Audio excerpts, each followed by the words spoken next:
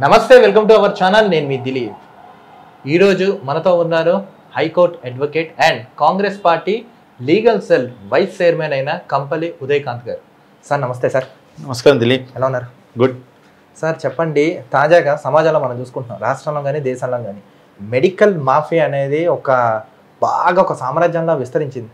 అంటే ఇన్సూరెన్స్ ఉంటే ఒకలాగా, ఇన్సూరెన్స్ లేకపోతే ఒకలాగా. చిన్న రోగానికి పాపం కడుపు నొప్పి అని చూపించుకుందని హాస్పిటల్కి వెళ్తే సర్జరీలు చేస్తున్నారు, నానా రకంగా పిప్పి చేస్తున్నారు. భయంకర ఒక మాఫియాలా తయారైంది.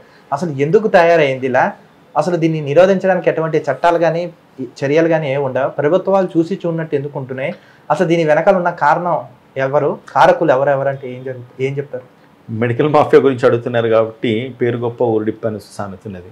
నేను చెప్పుకోవడానికి లాయర్స్ లేకపోతే కాంగ్రెస్ పార్టీ ప్రతినిధులమని చెప్పుకున్నప్పుడు కూడా రీసెంట్గా ఇన్సిడెంట్, నా వైఫే హాస్పిటల్ అడ్మిట్ అయితే ఫస్ట్ వాళ్ళు అడిగిన క్వశ్చన్, మెడికల్ మీకు ఇన్సూరెన్స్ ఉందా సార్ అని అడిగారు. ఇంకా నేను హాస్పిటల్ పేరు చెప్పా. ఇప్పుడు కూడా తను ట్రీట్మెంట్లోనే ఉంది, మళ్ళీ వెళ్ళి జాయిన్ అయింది. ఇన్సూరెన్స్ ఉందని చెప్పేసి ముందని చెప్పినాం. అంతసేపు మామూలుగా మాట్లాడిన వ్యక్తి ఇమీడియట్గా ఏమైనా అడ్మిట్ చేయాలని చెప్పిండు. అది ఇంద్రబాబు అనుకున్నాను నేను. ఇవన్నీ మనం జనరల్గా చూసేటి మనకి తెలియదు కాదు, కొత్తని కాదు. ఎప్పుడైతే ఇది మన చిరంజీవి ఠాగూర్ సినిమా ఏదో వచ్చింది కదా, ఠాగూర్ సినిమా వచ్చింది కదా, ఠాగూర్ సినిమా ట్రీట్మెంట్ చేసే విధంగా, అంటే ఠాగూర్ను తలదన్నే విధంగా ఈ రోజు, అంటే ఠాగూర్ సినిమా వచ్చి నాకు తెలిసి 10 సంవత్సరాలు 15 సంవత్సరాలు అయిందా, 22 years అయింది, అంతకంటే ఎక్కువ అయిందా? 2003-4 వచ్చింది మేబీ కావచ్చు. దశాబ్దాలు వేసుకోండి. అప్పటికి అప్పుడు ఉన్న సిస్టమ్ కంటే ఇంకా కూడా టెక్నాలజీ మారింది కాబట్టి ఇంకా కూడా విధానాలు మారిపోయినాయి. అక్కడైతే శవానికి ట్రీట్మెంట్ చేస్తున్నారు, ఇది సచ్చేదాకా ట్రీట్మెంట్ చేస్తారు ఈ డాక్టర్లు.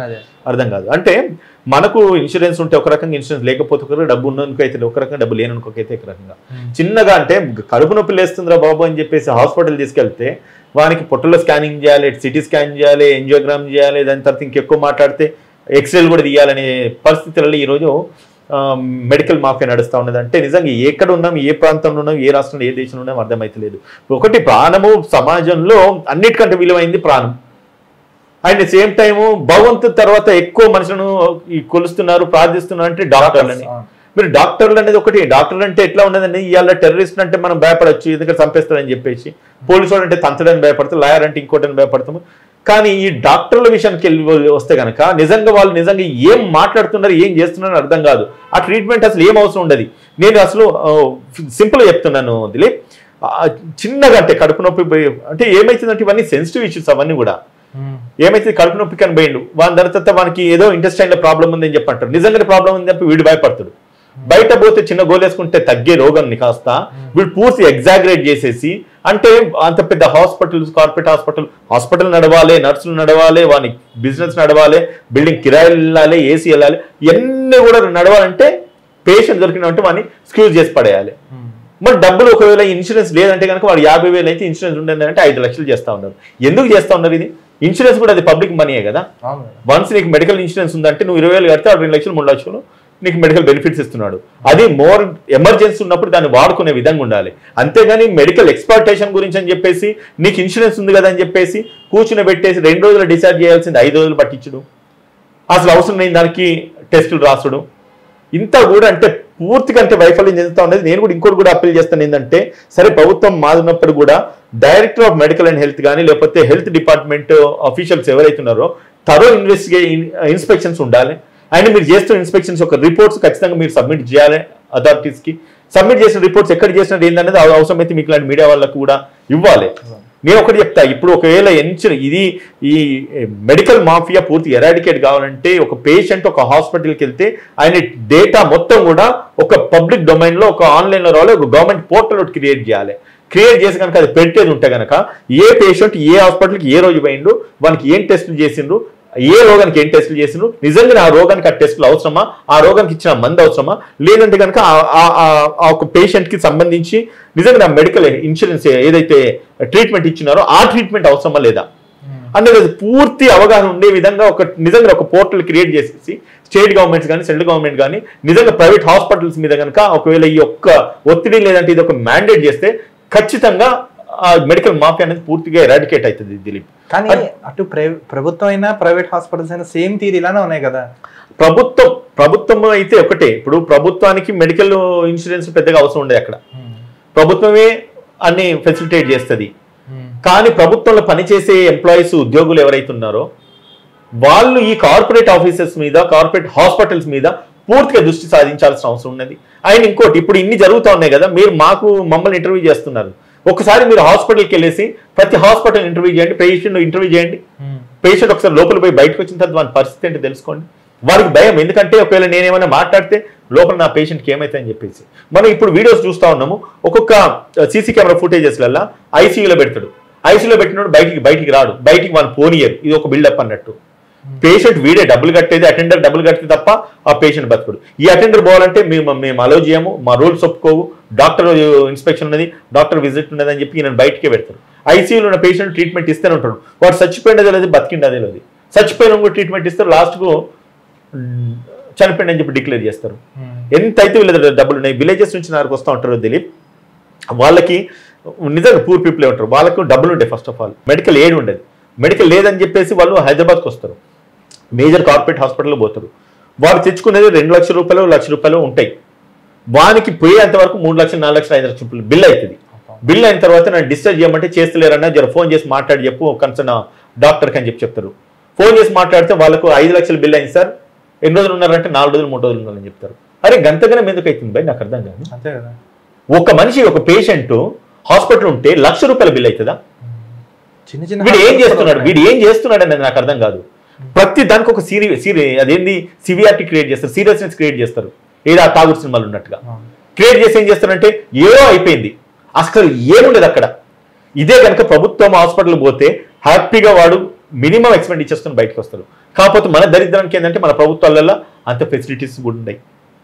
ఇంత భయానక సిచ్యువేషన్స్ లో ఈ రోజు ప్రాణాలు కుట్టుమిట్టలు చేతులలో పెట్టుకొని ఈ రోజు పబ్లిక్ బతుకుతా ఉన్నారు. దానికి ఒకటి ఏంటంటే ప్రభుత్వ వైఫల్యం అని కూడా ఖచ్చితంగా అనొచ్చు.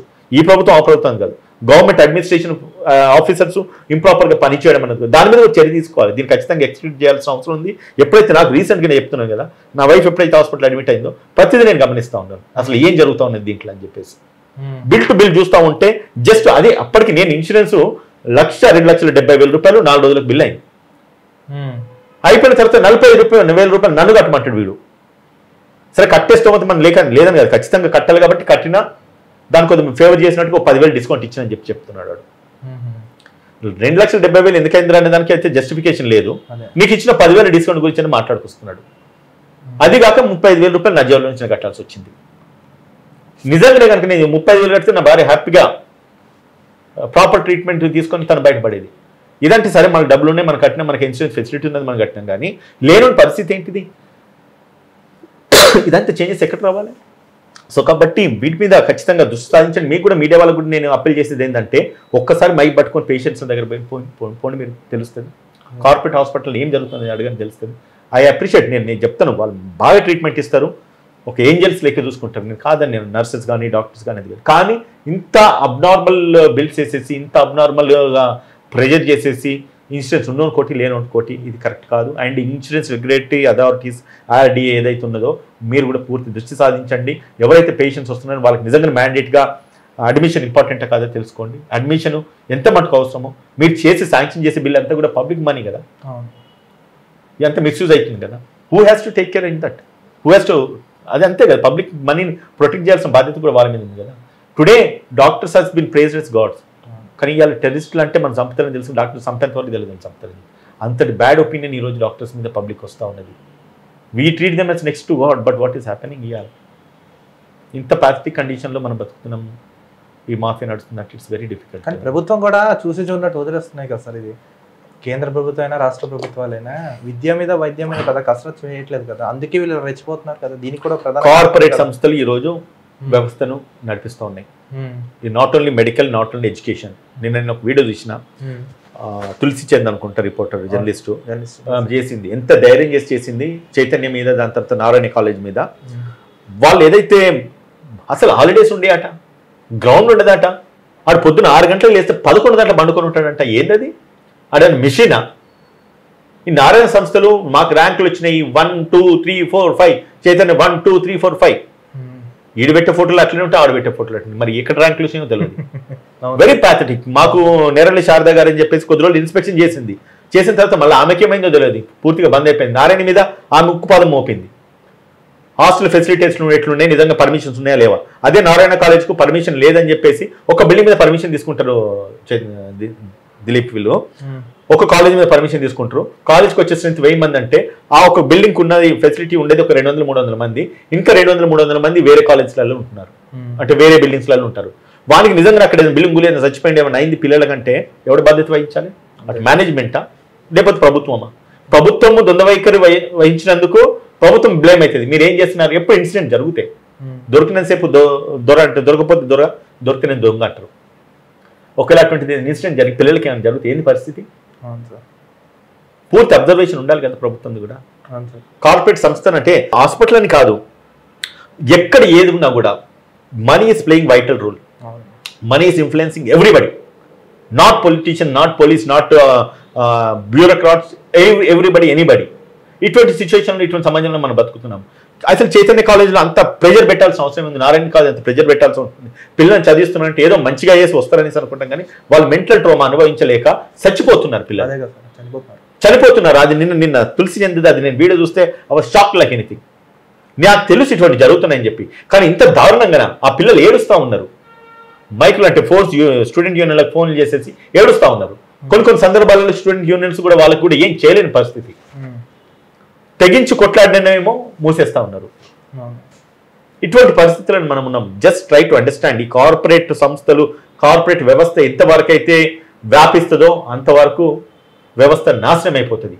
ప్రభుత్వాలు ముమ్మాటికి చర్య తీసుకోవాలి, ప్రభుత్వాలు ఖచ్చితంగా ముందుకు రావాలి, స్ట్రింజెంట్ యాక్షన్ తీసుకోవాలి. ఒకవేళ ఇటువంటి జరుగుతున్నప్పుడు ప్రభుత్వాలు కనుక ఇంటర్ఫియర్ కాకపోతే జ్యుడిషియరీ ఉన్నది, న్యాయస్థానాన్ని ఆశ్రయించండి. కొన్ని సందర్భాల్లో కోర్టులు కూడా కొన్ని సుమోటోగా తీసుకోవాల్సిన అవసరం ఉంటుంది. అట్లా తీసుకుంటే తప్ప ఇవన్నీ ఎరాడికేట్ కావు. సో కాబట్టి my best suggestion, don't pressurise, పిల్లల్ని ప్రెజరైజ్ చేయద్దు. పిల్లలు కూడా బెస్ట్ ఎడ్యుకేషన్ ఇవ్వడానికి ప్రయత్నం చేయండి, but not up to the cost of that life. So anyway మన టాపిక్ డివేట్ అయింది. మనము హాస్పిటల్ అది మాఫియా అనేది భయంకరంగా ఉంది, అటు విద్యలోనూ కార్పొరేట్ మాఫియా ఉన్నది, విద్యా మాఫియా ఉన్నది, ప్రతి చోట ఇట్స్ అంటే బాగా వ్యాపించిపోతా ఉన్నది. సో మనం అది ఎనీవే మెడికల్ దీన్ని కూడా పూర్తిగా ఎరాడికేట్ చేయాలి. అండ్ పేషెంట్స్ కూడా very cautious about your health. అవసరం ఉన్నా లేకపోయినా కూడా డాక్టర్లు అనవసరంగా సర్జరీలు, ఆపరేషన్లు అని చెప్పేసి అనవసరంగా టెస్ట్లు, ఒక టెస్ట్ 10,000 ఏంటి నాకు అర్థం కాదు, 25,000 ఏంది నాకు అర్థం కాదు. ఇంజెక్షన్ 2 లక్షలు అంటండి మరి. సరే ఇంజెక్షన్ 2 లక్షలు అంటే చిలో దానికి ఉన్న ఇదే అవసరం ఉంటుంది. నిజంగా నా టెస్ట్ అవసరమా లేదా? అరే 4 రోజులు 5 రోజులు 6 రోజులు అయింది, టెస్ట్లు చేస్తూనే ఉన్నారు, రోగం తగ్గుతలేదు. వీళ్ళు ఇన్సూరెన్స్ ఉంటే ఇన్సూరెన్స్ పైసలు అంతసేపు వాళ్ళు ట్రీట్ చేస్తూ ఉంటారు. వాడి జేబులో డబ్బులు ఉంటే జేబులో డబ్బులు ఒడిచిపోయేంతసేపు ట్రీట్మెంట్ ఇస్తూ ఉంటారు.